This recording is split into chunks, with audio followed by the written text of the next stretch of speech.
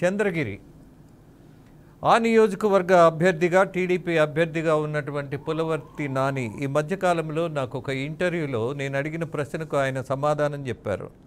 ఆయన మీద సహజంగా ఒక ముద్ర ఉన్నది. ఆ ముద్ర ఏంటంటే కొద్దిగా సంస్కారి, కొద్దిగా మెత్తగా ఉంటాడు.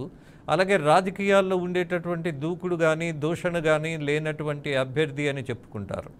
అది మరి తేలిగ్గా తీసుకునే అవకాశం ఉంటుంది కదా అవతల ప్రత్యర్థి వర్గం. ఇతను కొడితే ఏమున్నది, ఇతను తిడితే ఏముంది అనేటటువంటి ఒక అడ్వాంటేజ్ ఉంటుంది కదా. మరి ఆ పరిస్థితుల్లో ఆయన ఎలా ఫీల్ అవుతున్నాడు అన్నది కూడా, ఇక్కడ ఎలా ఆలోచిస్తున్నారు అన్నది కూడా ప్రధానంగా నేను అడిగిన ప్రశ్న. ఒక్కసారి ప్లే చేసి చూపిస్తాం మీకు. పిసిఆర్ పులివర్తి నాని ఆయనకు సంబంధించిన ఒక వీడియో ఉంది, చూడండి. మీకున్నటువంటి ఒక ముద్ర ఏంటంటే అత్యంత సంస్కారి, అలాగే సహనవంతుడు అని. ఇవాళ రాజకీయం ముఖ్యంగా మీ నియోజకవర్గంలో, మీ జిల్లాలో గతాన్ని గుర్తు చేసుకుంటే ఈ మధ్య జరిగిన సంఘటనలు మాజీ ముఖ్యమంత్రి మీదే కేసులు. మరి మీ పరిస్థితి ఎలా ఉంది? ఒత్తిడి లేదా ఇక్కడ? ఇప్పటికే నా పైన 36 కేసులు పెట్టారు సార్. నేను మొన్న కూడా ఎలక్షన్ అఫిడవిట్లు ఇచ్చారు, దాంట్లో 26 పక్కా ఇచ్చారు, మిగిలిన వచ్చి స్టేషన్ బెయిల్ అట్లేదు పెట్టారు. వాటికి సంబంధించింది కూడా 26 ఏ కేసులు ఉన్నాయో ఆ 26 కేసులు కూడా నేను అఫిడవిట్లో ఇచ్చాను సార్. అంటే 2019 గవర్నమెంట్ పోయిన తర్వాతనే నా పైన కేసులు స్టార్ట్ అయ్యింది. అంతకుముందు ఏ కేసు లేదు. చిన్న చిన్న ఉన్నది, అది అప్పటికప్పుడు కేసులు కొట్టుకుంటా ఉన్నాం, అయిపోయింది. రెండవది వచ్చి నేను ఈరోజు ఎక్కడ కానీ చిన్న రప్చర్ లేకుండా వెళ్తున్నా అంటే చంద్రగిరి నియోజకవర్గం ప్రజలు ఎవరైనా సరే అభివృద్ధి చూపు కావాలని కోరుకుంటారు సార్.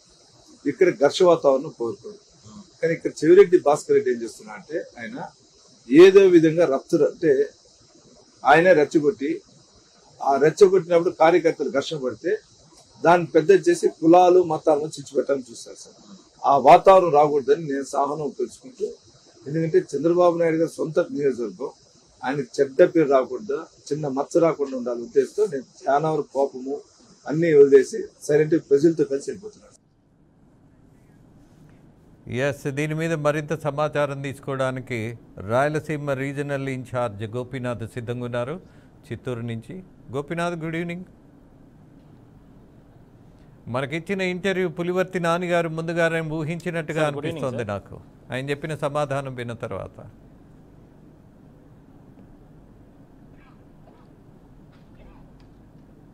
ఎస్ సార్, అంటే నిన్న ఉదయం నుంచి కూడా, అంటే నిన్న ఉదయం తెల్లవారితో 7 గంటల నుంచి కూడా చంద్రగిరి కాన్స్టిట్యున్సీలో పెద్ద ఎత్తున ఘర్షణలు జరిగాయి. దీనికి సంబంధించి ఇప్పటికే కూడా వైసీపీకి సంబంధించిన నేతలే పెద్ద ఎత్తున టీడీపీకి సంబంధించిన నేతలపైన దాడులు చేయడం జరిగింది. ఇవి ఎప్పటికప్పుడు అరికడుతూ కూడా, అడ్డుకుపడుతూ కూడా తెలుగుదేశం పార్టీ నేతలు కావచ్చు, లేదంటే టీడీపీ అభ్యర్థి పులివర్తి నాని కూడా అడుగడుగునా కూడా ఆయన ఎక్కడ చూసి, అంటే ఒకవేళ ఎక్కువగా కానీ ఇష్యూస్ వస్తే అది పోలింగ్ రద్దు అవుతుంది, లేదంటే రకరకాల ఇష్యూస్ వస్తాయన్న కారణంతో సమయంను పాటించారు. అయితే సాయంత్రం నిన్న పోలింగ్ కంప్లీట్ అయిన తర్వాత సాయంత్రం 6 గంటల నుంచి కూడా ఓర్లపైకి పడి కూడా పెద్ద ఎత్తున వైసీపీకి సంబంధించిన నేతలు కొంత పెద్ద ఎత్తున భయభ్రాంతులు గురి చేసే విధంగా కూడా దాడులు చేసి, అదే స్థాయిలోనే ఎక్కడ పడితే అక్కడ వెంటపడి కూడా దాడులు చేసి కొట్టడం జరిగింది. వీటన్నిటికి సంబంధించి ఇప్పటికే రాత్రి కూడా, అంటే కూచివారిపల్లి కావచ్చు, లేదంటే చంద్రగిరి కాన్స్టిట్యున్సీలో కొన్ని గ్రామాల్లో ఎవరు కూడా ప్రశాంతంగా నిద్రపోలేని పరిస్థితి. అలాంటి పరిస్థితుల్లో వెంటనే పోలీసులు కూడా అప్రమత్తమయ్యి ఏదైతే జరుగుతున్న పరిణామాలను దృష్టిలో పెట్టుకుని ఎటువంటి అవాంఛనీయ ఘటనలు లేకుండా చర్యలు తీసుకునే ప్రయత్నం చేయడం జరిగింది.